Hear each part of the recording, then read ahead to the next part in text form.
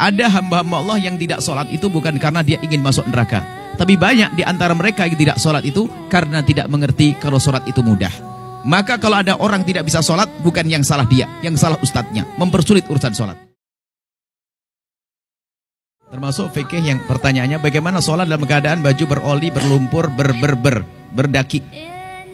Ketahuilah, kita harus mempermudah urusan sholat. Maka orang yang meninggalkan sholat hukumannya besar di hadapan Allah, neraka. Tapi kami yakin bahwa ada hamba-hamba Allah yang tidak sholat itu bukan karena dia ingin masuk neraka. Tapi banyak di antara mereka yang tidak sholat itu karena tidak mengerti kalau sholat itu mudah. Maka kalau ada orang tidak bisa sholat, bukan yang salah dia, yang salah ustadznya, mempersulit urusan sholat. Ini selalu kami hadirkan. Sholat memang sebisa mungkin ada sempurna dengan baju. Sempurna.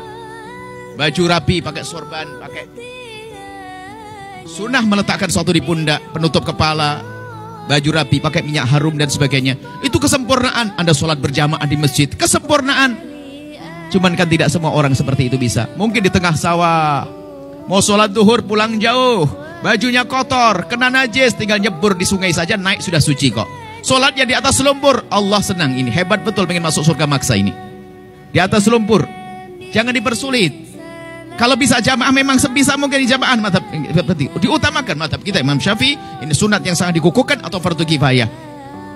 Madhab Imam Ahmad mengatakan wajib. Anggap saja ini adalah keutamaan, itu saja, jelas.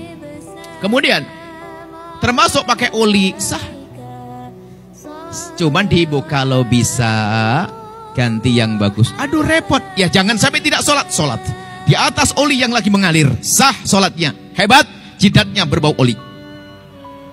Jangan tinggalkan sholat. Karena meninggalkan sholat adalah dosa besar, dosa besar, dosa besar. Anda sholat, maka jangan persulit urusan sholat. Mekena, tidak harus pakai mekena khusus. Ini menutup aurat sudah sah. Kaos kaki saja, pakai kaos kaki. Kalau kaos kaki tidak punya, pinjam sarung suami.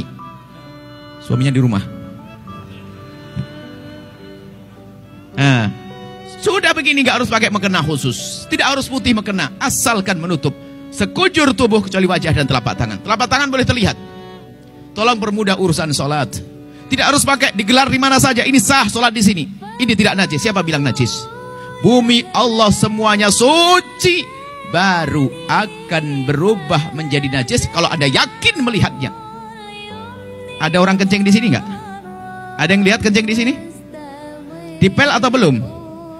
Ini pernah dipel atau tidak? Nggak tahu kan? Aslinya bumi Allah suci atau tidak? Biarpun tidak dipel berarti tidak akan berubah menjadi najis kecuali ada jamaah kencing di sini berdiri. Pernah lihat atau tidak? Karena tidak pernah melihat, ini suci. Sholat di sini sah, nggak usah pakai sajadah. Sah sholat, nggak usah pakai sajadah. Di jalan raya juga sah, polisi yang ngamuk.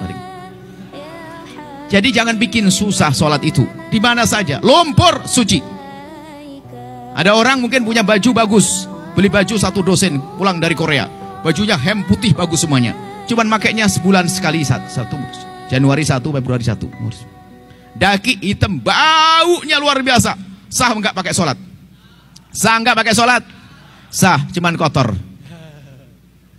Tolong bermudah sholat, jangan bersulit sholat. Boleh, hebat. Bahkan tak taunya kerja di bengkel pakai belepotan semuanya. Masya Allah.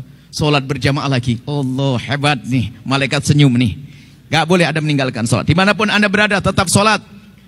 Di padang pasir, di lumpur, di pinggir laut, semuanya. Masya Allah. Najis itu sangat pendek. Najis itu sedikit. Jangan semua dikit-dikit. Najis. Najis hanya 7, selebihnya tidak najis. Ini bab fikih nanti insya Allah. Sah ya? Jangan persulit urusan sholat. Permudah urusan ibadah. Jangan sampai ada satu pun meninggalkan sholat. Maka termasuk kemudian yang perlu kami hadirkan, mengkosor sholat tadi, mohon maaf. Saya itu lupa, kalau ini banyak pendatang, saya pikir ini orang tinggal di sini semuanya. Maka saya ngomong, gimana sholat yang pertamanya, sempurna atau kosor? Saya pikir Anda tuh orang sini semuanya. Tatonya ada yang 5 jam perjalanan, sama dengan saya 5 jam juga. Ya, kalau Anda musafir, Anda dalam bepergian, tujuan Anda melebihi dari 84 kilo, 84 kilo tujuan Anda boleh menjamak dan boleh mengkosor. Mengkosor itu menjadikan duhur 2 rakaat, asar 2 rakaat. Bahkan dalam madhab kita Imam Syafi'i, mengkosor sholat itu lebih bagus pahalanya.